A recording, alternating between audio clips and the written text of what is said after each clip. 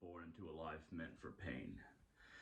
When I was born, I was many weeks, I can't remember if it was months or weeks premature, but the first 2 weeks of my life, I had to be in an incubator. And still have the scar, and they had to inject fluids into my brain in order to hydrate my brain because I was very premature. I was a C-section. Um, and I don't remember that. I don't remember that. But looking back on it and looking at my entire life until now, there's some indicators to show that I was always meant to suffer in various ways. Now, this may seem like I'm making a depressing video, but I assure you that it is not. Um, and schizophrenia, of course, and had not having social skills until like 22 or 23, and I'm 29 now. Once I got it down, I really got it down, but it took a long time. But early on, I was given a life that was set up for a lot of pain when it comes to schizophrenia, when it comes to not being the same as everyone around me, and various experiences due to who I am and how different that I am that affected everything that happened after I started entering into society, after I started to actually communicate with people or try to for a very long time. So that, well, what I was also given is an analytical mind and a creative mind, and one that can explain things once speech is mastered, which took me a long time to get down social skills. But I was given this pain, this suffering throughout my life. Of course, I was a drug addict, an alcoholic. I am schizophrenic. That doesn't go away, and I've been through a lot of trauma in my life, a lot of pain. But I feel like I was given the mind to be able to understand it, to truly grasp what I was going through. And furthermore, to explain how I got over it, or how to get over it, or how to understand your situation to other people. Um, I very much feel like that's my purpose, to try to understand and then explain. I've never wanted to be popular. I've never wanted to gain fame or anything like that, but I have this deep down drive to help as many people as I can before I die. And, I haven't always understood this. I haven't realized that this was my mission until, about 10 years ago, at, at least. It might have been more than that. It might have been until I'm 22, 23, and I'm 29. It gets a little fuzzy before that. I was a very different person. But I remember in high school, in class, my brain moves very fast. I have to take meds to slow it down. If just for relevancy, I guess, in terms of a normal person's brain and my brain, normal. I put this Muse headband on my friend. His brain waves were like this, and then for me, it was in the same range, but very, very rapid, which can cause a lot of issues if you don't have the right psychological medication. So having that, in high school, I had to have a notebook where I could draw and write down philosophy and poetry and things, because classes went by, very, very slowly. It was a pain to have the, fast thinking brain, uh, but also this edginess, like I need to do something. So I started writing philosophy, and in high school, for a lot of high school, I was convinced that I'd eventually kill myself.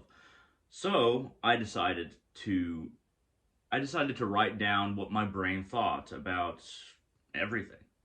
Just write page after page after page. And there's about this many pages handwritten in a binder that I have.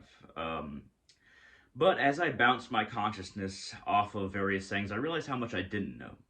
So, how much I didn't know became a journey to find out and experience things that I had not. Um, that's my start. It was based on pain, but then it became part of the journey. It became something that I benefited from overall. And we all go through things, our life mission, our life trajectory. as far as I'm concerned, I believe in karma. I believe in reincarnation. I also believe that every soul the the source is trying to teach every single soul, every piece of itself, what they need to learn, but also what they can do for everyone else. So I'm very much a Vedanta kind of person. I believe we're all part of the same thing, and we should be skillful in our expression of our mission and ourself. And that's really the goal for everybody. Not everybody should be Hindu, Christian, whatever. It's more about understanding your mission and then expressing or acting in a way that is conducive to that understanding. So, I could be mad at the universe. I could be mad at God, gods. I could be mad at the source. And there are times in my life where I was just mad at everybody around me because I was frustrated. And I was mad at God, though I didn't really understand God the same way as Christians did, even though I've only been around Christians besides my family who was like, do whatever. But I realized over time that anger towards other people and any entity or deity that is watching down or created everything, all that anger was produced by me not being able to understand myself and me trying to be somebody who I was not. But not only trying to be somebody who I was not recognizing your inner conflict, not recognizing all the problems that you have over the years, but pushing them down, repressing them, not really thinking. You think that, okay, I'm awake, I think, but there's a lot of areas that people avoid because it's scary to think about certain things. Why do I do this? Why do I believe this? Who am I? Why am I here? There's certain things that, and it's not like religion definitely like gives you a heads up on that. They just want you to conform. But these questions asked on a personal level, in a personal being, when you're not taking somebody else's doctrine, those are scary things to think about. Because making up your own mind and not accepting somebody else's version of reality is very difficult. It's scary. It's frightening. It makes us feel uncomfortable. In that way, most of us need to be uncomfortable in that way so that we can find our individual path. That doesn't mean that we can't walk together with other people. Of course not. All our paths are like right beside, so there's some people that are right beside us in path. There's some people that are further out. And honestly, every path leads back home to the source that we are all a part of. But some of those paths take longer. Some of them branch out, go around and twist and turn, various reinforcing the ego, reinforcing an idea that we had in our head as being the supreme version of reality, or trying to worship ourselves and make us the most powerful in a number of ways, not just spiritually. The paths are very winding. The trick is to see where your path connects to the source, even if it doesn't look like there's a path there. Trying to figure out how to move forward over certain obstacles that feel like it's a dead end, but obstacles are meant to be overcome. Now, there's some obstacles that we can't get past if we're trying to manifest personal power and become a god, things like that. There's certain areas that we go into, yeah, sure, you might get that, but it's a dead end. It might be a really nice dead end. It might be the most wonderful thing that we can imagine, but it goes no further. The true path, whatever path that you feel like you're on, the truest version of that path is continuous, infinite. A lot of people reach plateaus in spirituality. A lot of people reach places where they just can't grow from. And that's not because there's not a path there to grow from. I mean, honestly, even a really, really evil, I wouldn't even say path, because just my version of evil is a path not walked skillfully.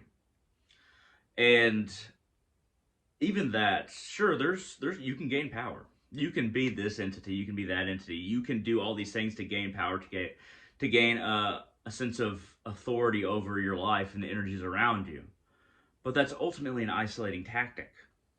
So we have to be very careful.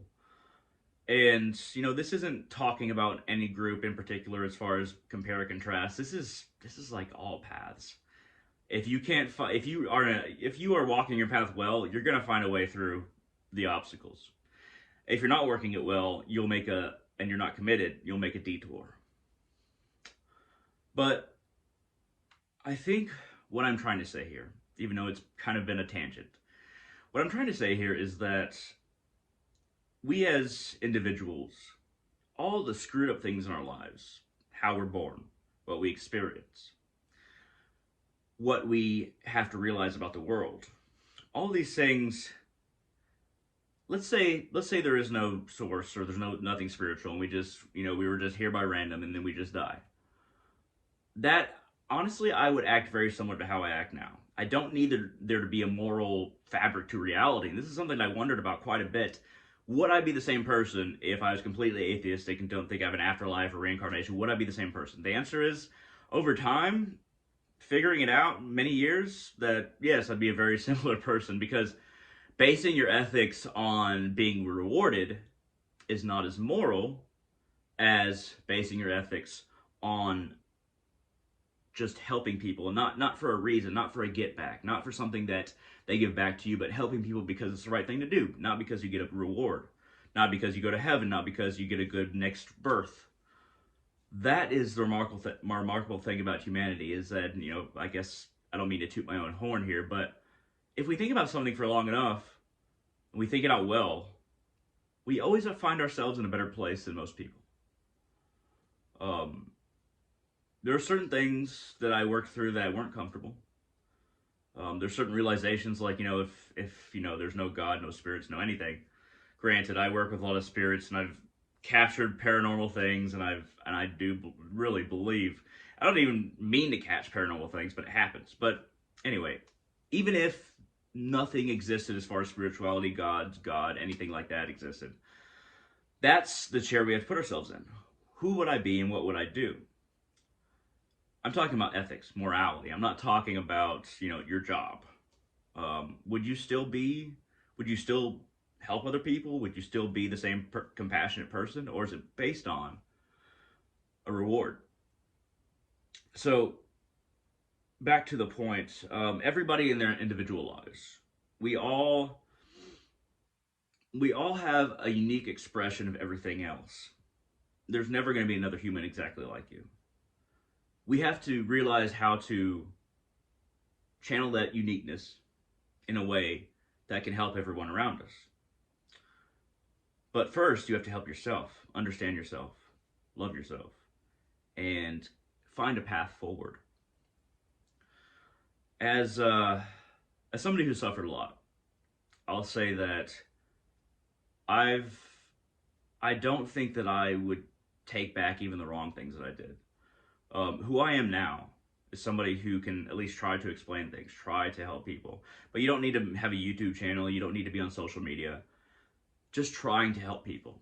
It's as simple as that, but we make our lives so complicated. We make our morality so complicated that we have all these rules. Don't help this person, help this person, or hate this person, love this person.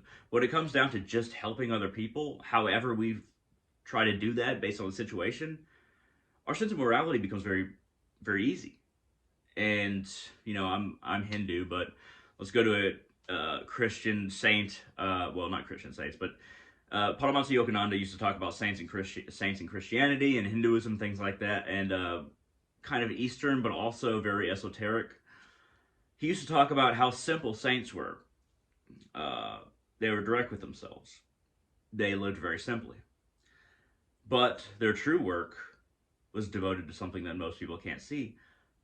It was protecting everyone and connecting themselves to God or gods, or however they viewed the divine. Connecting to that, but also caring to help everybody around them, even if not verbally. When enough people connect to the divine on the earth, enough people look deep within and find that divinity, then the entire earth is helped just a little bit. You can compare it to saving a forest. One person saves themselves, the forest is saved, energy-wise. But yes, so I don't regret the suffering that I've experienced or that I'm going to continue to experience.